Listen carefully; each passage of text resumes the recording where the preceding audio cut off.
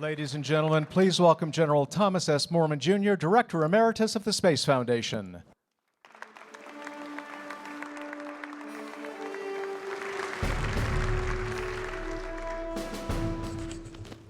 Good morning, ladies and gentlemen. I have the great pleasure this morning to introduce our lead-off speaker, the Chief of Staff of the United States Air Force, General Norton Schwartz, who is the 22nd person to have held that job since 1947. As you can see in your program, and I'm going to truncate this introduction because I want to give him the most possible time, he is also the Dean of the Service Chiefs, having been Service Chief almost 4 years. He's responsible for 680,000 active Guard and Reserve and civilian personnel serving in the United States and overseas. Yesterday, you heard me mention a few of the challenges he is facing, but for those who were not at yesterday's luncheon, he has reinvigorated our nuclear posture. He has been working to have the Air Force deal with the declining budget, and he also is responding to major changes as a result of a new national defense strategy. General Schwartz is a command pilot, 4,400 hours. He is the first service chief to have come out of the special operations community. He is a great supporter of the space business. And the final thing I want to say is we are deeply grateful, Chief, to have you this morning as our speaker. There is almost no one more busy than a service chief, and I want to tell you an example with General Schwartz. After his talk today, he's off to the Air Force Academy, and then he and Susie, his wife, are flying to Kuwait to visit the troops. So please join me in welcoming to the stage the Chief of Staff of our Air Force, General Schwartz.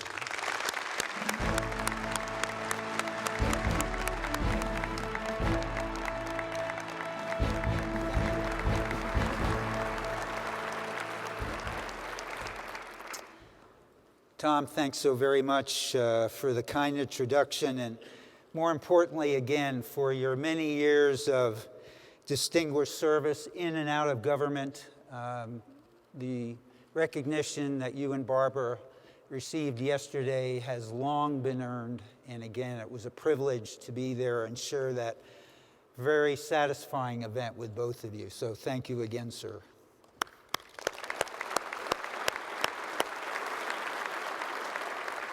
We are very grateful for the continuing and wide-ranging contributions, and their influential contributions that Tom Mormon has made to certainly the aerospace community and our national security.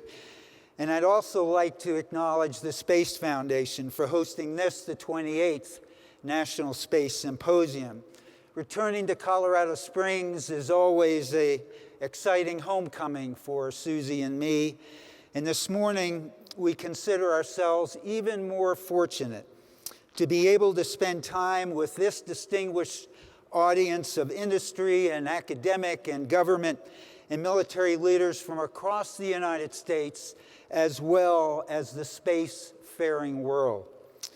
This gathering is indeed representative, I think, of the broader commercial, civil, and military aerospace community and the wealth and the talent that it assembles. And I appreciate the time to share a few thoughts with you all today, ranging from the current state of national security space and our nation's space industrial base. My hope is certainly to spur some discussion amongst the bright and talented leaders in this room, as well as elsewhere, and on some of our most pressing aerospace and national security-related issues. Ultimately, it is my hope that we collectively can bolster cross-discipline and cross-functional efforts, all of us in common cause. When I talk about the Air Force and national security space, I of course refer largely to Tom Moorman's exceptional contributions in leading the establishment of the Air Force Space Command, our leading organization in the full range of space and cyber activities, from research and development, test and evaluation, and the safe and reliable operation of the world's most sophisticated space and cyber systems.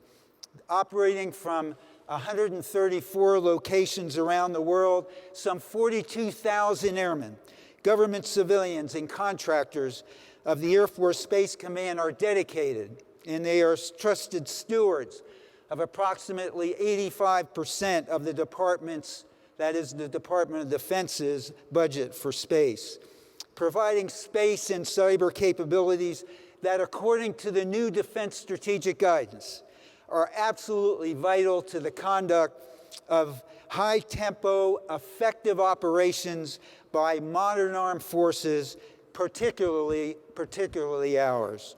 Capabilities and services such as spacelift, secure, high-volume, long-haul communications, space situation awareness, precision navigation and timing, missile warning, and weather forecasting.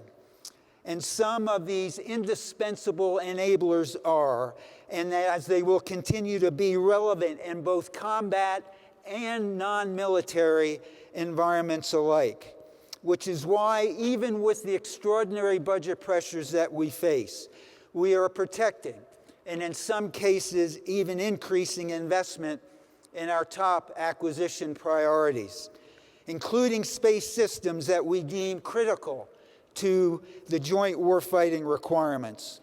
In fact, space represents 21% of all Air Force investment spending, including 4 of 10 of our largest procurement programs: space-based infrared, the Global Positioning System 3, the Advanced Extremely High Frequency Systems, and the Evolved Expendable Launch Vehicle, EELV.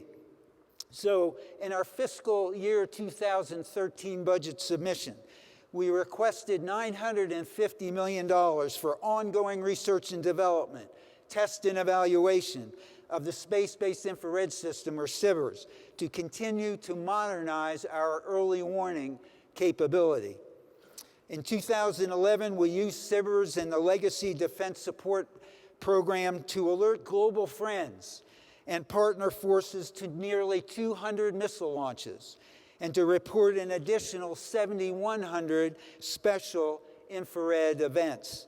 Our program management team continues to streamline schedules and reduce overhead and achieve efficiencies, making possible the ongoing development and future procurement of the SBIRS geosynchronous Earth orbit satellites.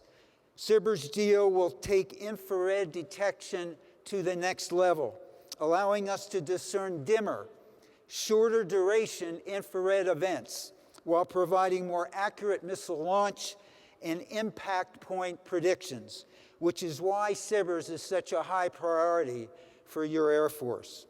Another capability that we are securing for the future is precision navigation and timing. Our 34 on-orbit Global Positioning System satellites, the GPS is a benefit for a wide range of national and global activities, from financial applications such as online banking to commercial applications like precision farming, and from everyday navigation systems in automobiles to our Joint Precision Airdrop System, or JPADS, which employs GPS-guided parachutes to deliver vital material to austere locations, if not outright hostile wartime environments. For example, 18,000 pounds of winter fuel that were precisely airdropped to U.S. forces at Combat Outpost Herrera in eastern Afghanistan this past November. With the oldest operational GPS satellites on orbit since 1991, and the most recent launch of GPS-2F this past July, we look forward to continuing to modernize the constellation with nearly $1.3 billion in our FY13 budget submission for GPS-3, an investment advancing both the GPS ground and the space segments. Our specific efforts will include RDT&E toward an advanced atomic clock technology for greater accuracy, more jam-resistant military signals, a new safety of life civilian signal, and longer design life for yet greater cost effectiveness. Another space procurement priority is the Advanced Extremely High Frequency System, or AEHF. It's a particularly noteworthy example of our commitment, and not just in investment dollars. We began as a troubled launch stemming from a propulsion anomaly, and it resulted in successful placement this past October of AEHF-1 into operational slot in geosynchronous orbit, marking the beginning of what will be, without a doubt, many productive years of providing secure, jam-resistant communications for our national leaders, combatant commanders, as well as our Canadian, Dutch, and British partners. Owing to resolute commitment and creative innovation of our professionals at the Space and Missile Systems Center in LA, led in a terrific manner by the current commander, Ellen Polakowski, I might add, we were able to devise a strategy to raise the space vehicle from transfer and intermediate orbit to its operational orbit, all the while preserving fuel for the 14-year operational life of AEHF-1 to provide tenfold throughput increase over the legacy Milstar system. And I must say, not being an astrophysicist, that it's hard to really appreciate what occurred in delivering that satellite into position. But it was truly rocket science, Ellen, and it is something for which we are truly grateful. Thank you to your team.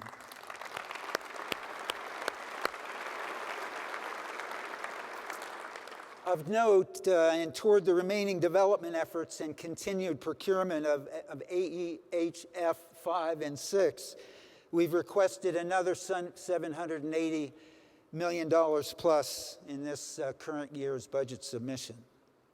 Clearly, spaceborne capabilities have played and will continue to play a prominent role in our collective joint team capabilities. In total, our fiscal year 13 budget request includes about $9.6 billion for investments in our space programs to help us maintain overall preparedness in addressing a wide range of contingencies. Last month marked the one-year anniversary of surge operations across multiple fronts. Full-spectrum operations that spanned intercontinental distances, from humanitarian and disaster relief activity in the Far East to combat operations in North Africa. In this scenario, our very own version of March Madness 2011, your Air Force brought air, space, and cyber power to bear with unprecedented speed, range, tailorability, and versatility to the benefit of U.S. and coalition forces. Behind the scenes of cargo airlift in Japan or fighters and bombers in the air above Libya was our Joint Space Operations Center, providing a full range of reach-back space capabilities for theater commanders around the world.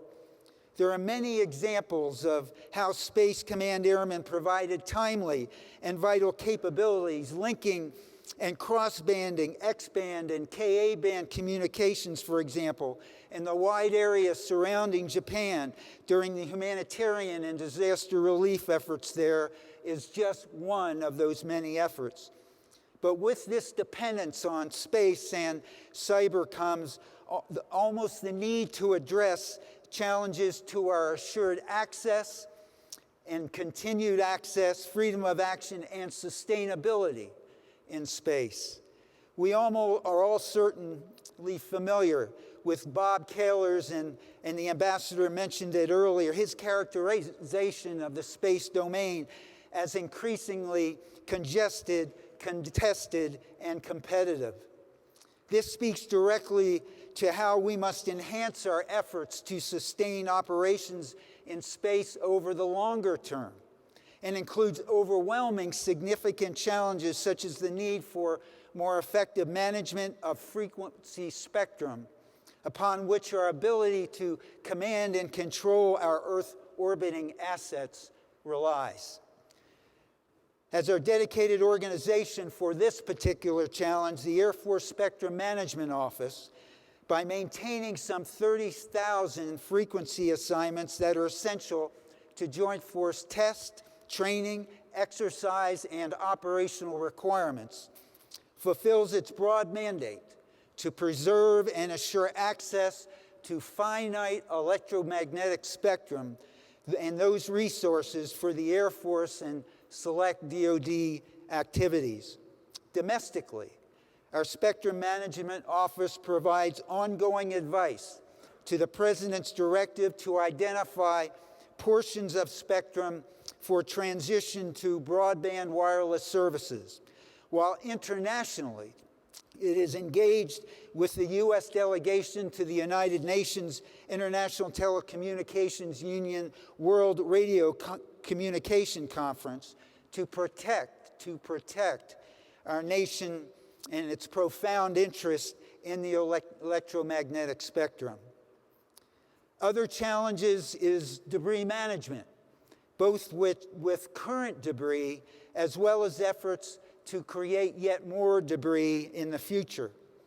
As a nation, we are committed to addressing this problem through expanded engagement with the United Nations, certainly with other governments, and with non-governmental organizations as well. The United Nations has adopted standards to minimize debris that, in fact, are, I should say, the United States has adopted standards to minimize debris that, in fact, are more restrictive than the UN Space Debris Mitigation Guidelines. Supporting these efforts is a priority for your Air Force, which is on track to meet future demands in debris management as well as broader space situational awareness efforts.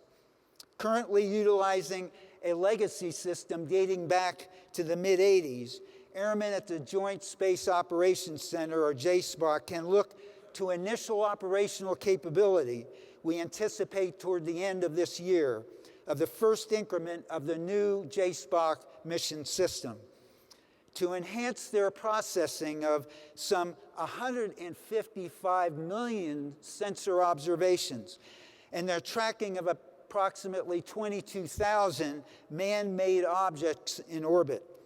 Last year, we completed the restructuring of the JSPOC mission system acquisition program to better align initial capability deliveries with operational need. With the future automation of many of today's manual tasks and the incorporation of this staggering amount of sensor inputs, we will be afforded with a more efficient way to fuse data from different sources, all toward correlated situation awareness and comprehensive, relevant, and actionable information for a variety of space users, civil, military, and commercial. And in this way, we will be better poised to make even more substantial contributions to the broader space situational awareness efforts involving partner governments, intergovernmental organizations, and global commercial entities in detecting, warning of, very importantly, attributing disturbances, whether stemming from natural or man-made causes, to our space systems. I certainly appreciate that the aerospace industry, many of whom are represented here today, as a key partner in national security-related matters, continues to face a wide variety of issues: competition for capital, sizable investment profiles, and sustaining a competent and qualified workforce, just to name a few. I also believe that there are various broader strategies that can leverage multiple aerospace industry sectors to help overcome some of these challenges. But inherent to any potential strategy is the conviction that second and third tier suppliers of necessary hardware, software, and services are as vital as major aerospace firms are to the overall health of our nation's aerospace industry. From a military perspective, success of our mission depends on the commitment, the innovation, and the creativity from all quarters of industry and government. And in a field as technically complex as space systems, comprising both the spacecraft themselves as well as the ground segment architecture, tapping into talent wherever it may reside, from the large aerospace firms to the small 8A businesses, is especially important. It is widely recognized that the small business community, in particular, possesses many of the nation's brightest minds, affording us cutting-edge technology and innovation that our warfighters need. In fact, one of the most widely acknowledged strengths of small business community is its ingenuity and its agility in conceiving, testing, and demonstrating novel ideas to address pressing challenges. As an acting director of the Defense Department's small business program once testified, innovation is what small businesses do best. From this wellspring of creativity and engagement have come many cutting-edge technology systems and services that our warfighters greatly need to enjoy an advantage on the battlefield and to prevail in combat. It is also well acknowledged that the robust networks and relationships within the small business community can be leveraged to provide timely solutions to multiple challenges. These relationships are at once competitive and cooperative, representing the best of the free market system that promotes innovation, incentivizes creative solutions, and leverages the relative strengths of multiple small firms. This tension then between big and small firms creates a dynamic environment that increases the quality of solutions and the potential of options while making them more affordable. And it facilitates a certain agility that often, depending on the particular requirement, provides solutions more at the speed of need than perhaps larger firms can do under bundled and more complex contracts. In an environment where technical obsolescence can occur in a mere matter of months, the greater agility of small businesses to respond to such needs can be valuable in overcoming the more cumbersome arrangements that are too often inherent in larger government contracts. Collectively, 8A businesses bring about a healthy and constructive challenge to the processes and practices of larger arrangements and compel us all to revisit, to rethink, and to innovate. But oftentimes, large firms are the only ones with the organizational setup and the wherewithal to fulfill other equally critical, larger scale requirements. And moreover, even with ongoing efforts to shore up our acquisition workforce, we are not quite at the point where we will be able to maintain, generally speaking, multiple interfaces with industry for any single program. I mention all of this today because I think we need to expand the dialogue when we talk about the health of the industrial base. As one example, we have tended to associate major aerospace activities such as launch services only to major aerospace firms. There are, of course, benefits to having government deal directly with one prime contractor.